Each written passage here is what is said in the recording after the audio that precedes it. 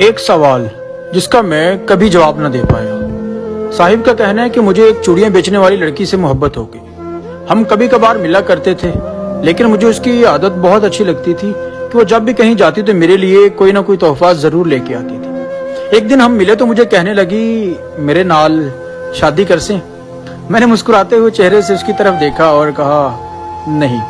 تو کہنے لگی کہ مجھے پتا ہے کہ تم مجھ سے شادی کیوں نہیں کرنا چاہتے، لیکن مجھے ایک سوال کا جواب ضرور دیں کہ میرا کیا قصور ہے کہ میں ایک چوڑیاں بیچنے والے کے گھر میں پیدا ہوں۔ میرے پاس جواب تو نہ تھا، لیکن مجھے ایسا لگ رہا جیسے میرے پیروں تلے سے زمین کھسک گئی کہ میں اسے کیا جواب دوں۔ خیر کچھ دن گزرے، مجھے کہنے لگی کہ مجھے اپنے آبائی گاؤں جھنگ واپس جانا ہے۔ تو میں نے بلا جھجک کہا کہ ٹھیک ہے تم چلی جانا جب جانا ہوا۔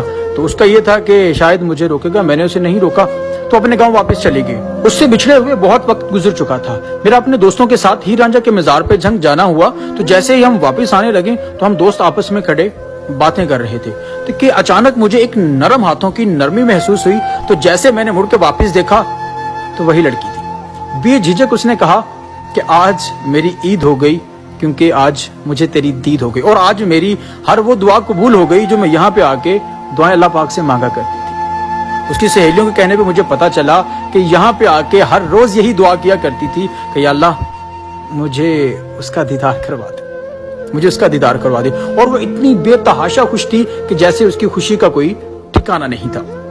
ہم جب واپس جانے لگے تو اس نے ایک بات کا اصرار کیا کہ اب تم جب یہاں تک آ چکے ہو تو اب میرے ساتھ میرے آبائی گاؤں ضرور چلو۔ میرے بارہا منع کرنے پر وہ لڑکی باضد ہو گئی کہ نہیں تم یہاں تک آئے ہو، میرے ساتھ میرے آبائی گاؤں ضرور چلو۔ خیر دوستوں نے بھی کہا کہ چلیں اب یہاں تک آ گئے ہیں تو اس کے ساتھ چلتے ہیں۔ بالآخر ہم نے اس کے گاؤں جانے کی حامی بھر دی۔ جب ہم نے حامی بھری تو اس نے پیار بھری نگاہوں سے میری آنکھوں میں آنکھیں ڈال کر ایک سوال کیا کہ مجھے آج تو اس بات کا جواب دے دے کہ اس میں میرا کیا قصور ہے کہ میں ایک چوڑیاں بیچنے والے کے گھر میں پیدا ہوئی۔ ہمیشہ کی طرح میرے پاس اس کے سوال کا کوئی جواب نہ تھا۔ میں نے اس کی طرف پیار بھری نگاہوں سے دیکھا اور کہا کہ چلو تمہارے گاؤں چلتے ہیں۔ وہ بھاگ کے گاڑی کی فرنٹ سیٹ پہ ایسے بیٹھی کہ جیسے اسے دنیا کی ہر چیز مل گئی ہو۔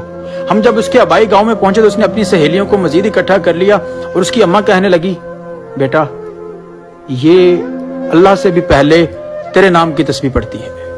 میرے پاؤں جس طرح کے لڑکھڑا گئے ہوں کہ یا اللہ میں تیرا گناہ گار تو نہیں ہو گیا، تو کوئی ایسا بندہ بھی ہے تو اس سے پہلے جو میرا نام لیتا ہے۔ خیر اس نے ہمارے لیے ایک بہت ہی لذیذ سا کھانا تیار کیا۔ ہم نے کھانا کھایا۔ کھانا کھا کے جب ہم واپس نکلنے لگے تو اس نے اصرار کیا کہ کچھ دن رک جاؤ۔ خیر ہم رک نہیں سکتے تھے، ہمارے پیچھے کے بہت زیادہ کام تھے، لیکن جب ہم واپس نکلنے لگے تو اس نے پھر سے ایک سوال کیا کہ اب جا تو رہے ہو، مجھے ایک سوال کا جواب دے دو کہ اس میں میرا کیا قصور ہے کہ میں ایک چوڑیاں بیچنے والے کے گھر میں پیدا ہوئی۔ اور یہ بندہ کیا جواب دیتا جو اس کے بارہا پوچھنے پر اسے کوئی جواب نہ دے سکا تھا۔ بالآخر میں واپس آ گیا۔ کچھ وقت گزرا تو مجھے اس کی کمی محسوس ہونے لگی۔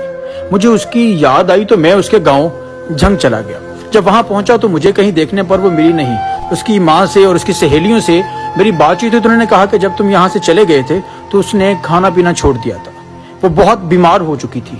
بالآخر ایک دن ایسا آیا کہ وہ اس دنیا سے چلی گئی، لیکن وہ جاتے جاتے ایک سوال چھوڑ گئی کہ جب وہ آئے تو اسے ایک سوال ضرور کرنا کہ اس میں میرا کیا قصور تھا کہ میں ایک چوڑیاں بیچنے والے کے گھر میں پیدا ہوئی۔